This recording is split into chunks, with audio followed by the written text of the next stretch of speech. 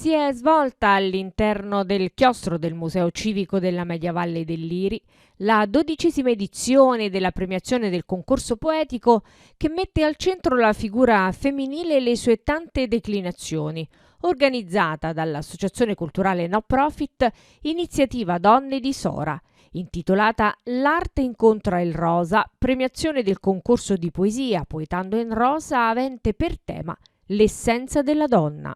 Sì, è una serata dove primeggia l'arte in rosa, la 12ª edizione, noi siamo molto emozionate ed orgogliose.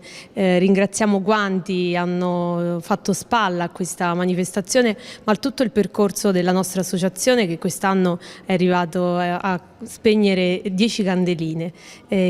Sarà una serata ricca di musica, di poesia, appunto perché c'è la premiazione del concorso di poesia che pone al centro l'essenza della donna.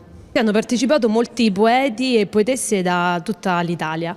12 edizioni, abbiamo conosciuto tante realtà, anche tanti modi di avvicinarsi alla poesia e con tematiche importanti, tematiche forti che spaziano dalla violenza contro le donne, ma anche all'amore materno, al significato di essere donna anche per chi non ha figli. Quindi è bello entrare nell'anima di queste persone che scelgono di comunicare attraverso la poesia.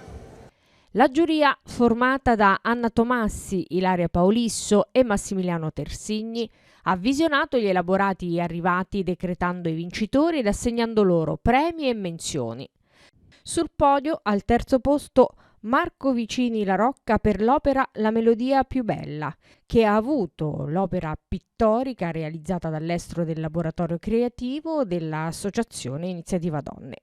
Secondo premio all'autrice Jasmine Rivera per l'opera Instancabilmente donna, premiata con l'opera marmorea donata dalla famiglia Severa.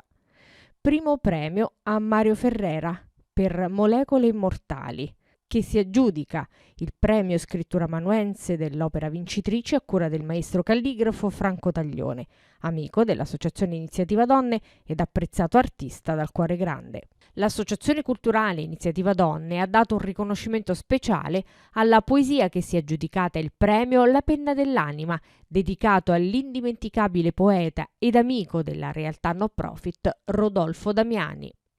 Non poteva mancare un momento in ricordo del caro Rodolfo, che però vogliamo ricordare con il sorriso e con la sua vena poetica, quindi la penna dell'anima è dedicata appunto a lui, che è sempre stato per noi una roccia e il ricordo è sempre molto forte.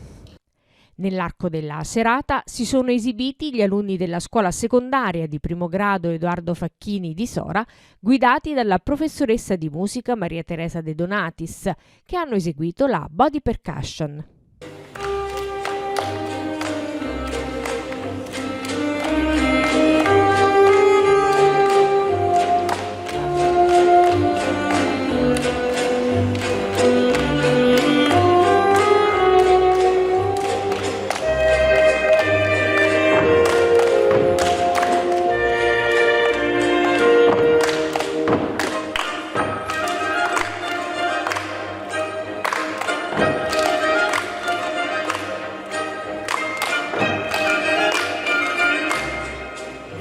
A fare da cornice all'evento la mostra a cura dell'Associazione Toponomastica Femminile sulle Scienziate in Matematiche, la mostra pittorica La grandezza dell'essere donna del maestro d'arte Renato Carnacina ed il percorso sensoriale gratuito per adulti Sentiero Sentire.